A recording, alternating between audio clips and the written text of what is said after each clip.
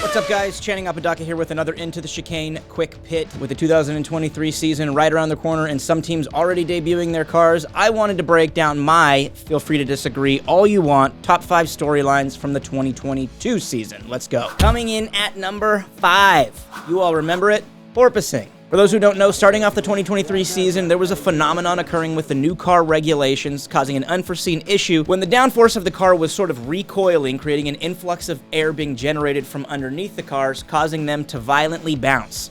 Kind of like a porpoise. Over the course of the season, most teams were able to figure it out or at least dull down its effects. Meanwhile, Ferrari was like, F it.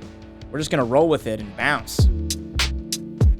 Can't help but wonder what would have happened if they'd fixed it, which takes us to number 4, Ferrari's season-long blunders. After the first round in Bahrain, their chances looked good, with Ferrari finishing with a 1-2, and not 1, not 2, but 3 Red Bull Powertrains cars DNFing to start the first race of the season. But cue the record scratch. That script got flipped as the season progressed, with Ferrari making mistake after mistake after mistake strategically. Both drivers struggled, and the pit crew, well, that gun was left in quite a dangerous position while Ferrari were trying to sort out their tyres. Meanwhile, Red Bull locked in their car, both drivers excelled, and they won both championships, eventually leading to Ferrari replacing Mattia Binotto with Fred Vasseur. Coming in at number 3, the Las Vegas Grand Prix.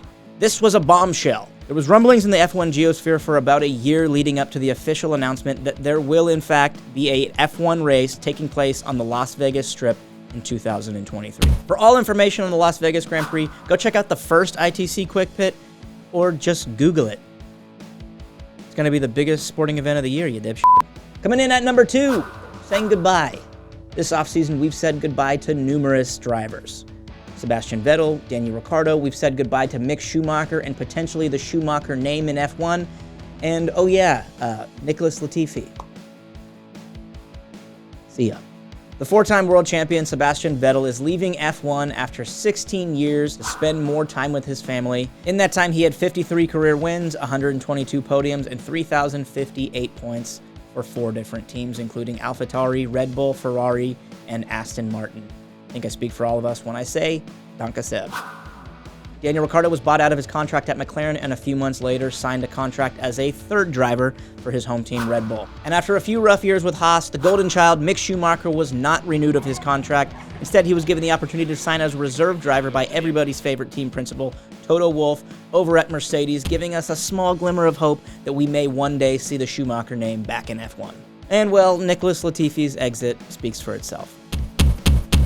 And my number 1 storyline from the 2022 season, the Oscar Piastri saga. Not just for the drama, not just for the absolute cliffhanger that it was, but for the fallout that ensued after. For the past few seasons, Alpine had been grooming a young driver in their academy named Oscar Piastri. One of the highest touted prospects in recent years, he has the potential talent of a Charles Leclerc, George Russell, Lando Norris, and the like, and was slated to be the next Alpine driver as soon as a seat became available. Fernando Alonso's sudden departure to Aston Martin at the end of the season led to Alpine tweeting the promotion of Oscar Piastri, and to everyone's shock and awe, he responded, after a little bit of legal jockeying, it became clear that Oscar Piastri never intended to sign with the team that supported his junior career, and that he had in fact been poached by McLaren.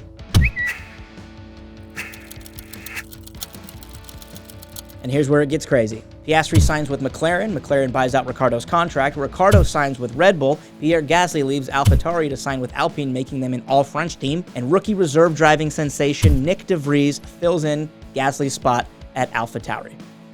It was a crazy, silly season that exposed F1 contracts as being nothing more than glorified handshakes. But when you have all the money in the world, you can do that. There you have it. Those are my top 5 storylines from the 2022 season. You can let me know just how much you hate my picks in the comments. But until next time, this has been your Into the Chicane Quick Pit. Peace.